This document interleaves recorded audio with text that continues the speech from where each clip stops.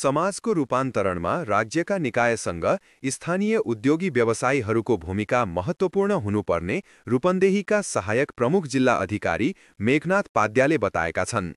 रूपन्देहीको भैरवामा आन्तरिक राजस्व कार्यालय भैरवाको आयोजनामा भएको राष्ट्रिय कर दिवस 2082 को कार्यक्रममा बोल्दै प्रमुख अतिथि पाद्याले व्यवसायीलाई दबाएर राज्य सफल हुन नसक्ने बताए।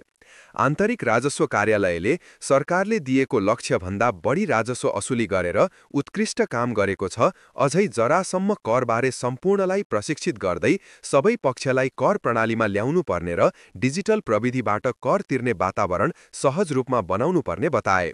सिद्धार्थ उद्योग वाणिज्य संघको सभाहलमा भएको कार्यक्रममा बोल्दै संघका अध्यक्ष नेत्रप्रसाद आचार्यले राज्यले कर असुली गर्ने तर उद्योगी व्यवसायीलाई राज्यले दिनुपर्ने सुविधा नभएको बताए। उनले राज्यले लिने कर प्रणाली व्यवसायीको स्वैच्छिक हुनुपर्ने, राज्यले लिने करले उद्योग व्यवसायी र त्यही देशका जनताका लागि स्वास्थ्य, शिक्षा र रोजगारमा क्षेत्रमा लगानी गर्ने प्रावधान हुनुपर्ने बताए। उद्योग व्यापार संगठन रूपन्देहीका अध्यक्ष सचिन रोक्काले कर तिर्न सरकारले व्यवसायीलाई वातावरण तयार गर्न जरुरी रहेको बताए। करदातालाई सहज रूपमा राज्यलाई कर तिर्नका लागि उत्साहित गर्न राज्यले भूमिका खेल्नुपर्ने बताउँदै उनले राज्य र उद्योगी व्यापारीको सहकार्य सधैँ जरुरी रहेको बताए। कार्यक्रममा बोल्दै सिद्धार्थ सञ्चालकका अध्यक्ष अनिल कुमार ग्यावाली, तिलोत्तम उद्योग वाणिज्य संघका वरिष्ठ उपाध्यक्ष सूरज पंगेनी, वरिष्ठ लेखा परीक्षक शिवहरि शर्मा, अडान रूपन्देहीका पूर्व अध्यक्ष डीआर शर्माले लगायतले कर पद्धतिलाई क्यूआर प्रणाली वा पेपरलेस प्रणालीबाट हुनुपर्ने, कानून र नियम धेरै भएका कारण उद्योगी व्यवसायीहरू समस्यामा परेको, खरिदमा मात्र होइन खर्चमा पनि करको व्यवस्था गर्नुपर्ने, करलाई पारदर्शी र राजस्व प्रशासनमा कर छली हुनै नदिने, भन्सार छली हुनै नदिने कार्य सुरु गर्नुपर्ने बताए। आन्तरिक राजस्व कार्यालय भैरवाका प्रमुख राजस्व अधिकृत प्रेमराज पोखरेलले राज्यको महत्त्वपूर्ण अङ्गको रूपमा रहेको कर प्रशासन रहेको बताउँदै यहाँहरूको सकारात्मक सहकार्यले सफलता प्राप्त भएको बताए। असुली नै हो। राजस्व असुलीमा हामी अहिले एकदमै राम्रो उत्कृष्ट हामीले कार्य सम्पादन गर्न सफल भएका छौँ।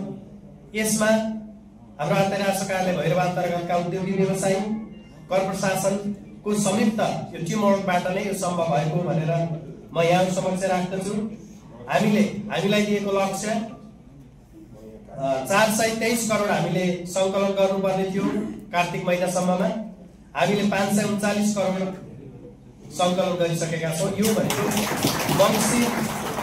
मङ्सिर महिनासम्मको समेत हामीले लक्ष्य प्राप्ति गरिसकेका छौँ। त्यो बेला उहाँहरूको एकदमै ठुलो गुनासो के थियो भने लक्ष्य प्राप्तिको नाममा उद्योगी व्यवसायीहरूमाथि धरकबड, डर, धम्की, त्रास र टेलिफोनका कामहरू नहुन आगामी वर्ष भन्ने उहाँहरूको ठुलो गुनासो थियो।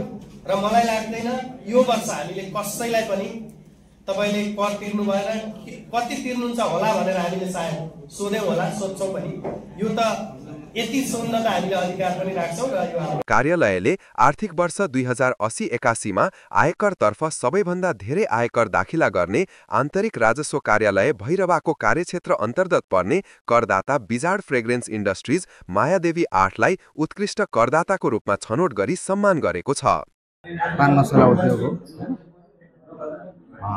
हामी लगभग 2070 सालदेखि यो उद्योग जारी छ। नेपालभित्रै पूर्वतिर यता छैन हाम्रो मार्केट, सब पथलैयादेखि उता हाम्रो मार्केट यता छ।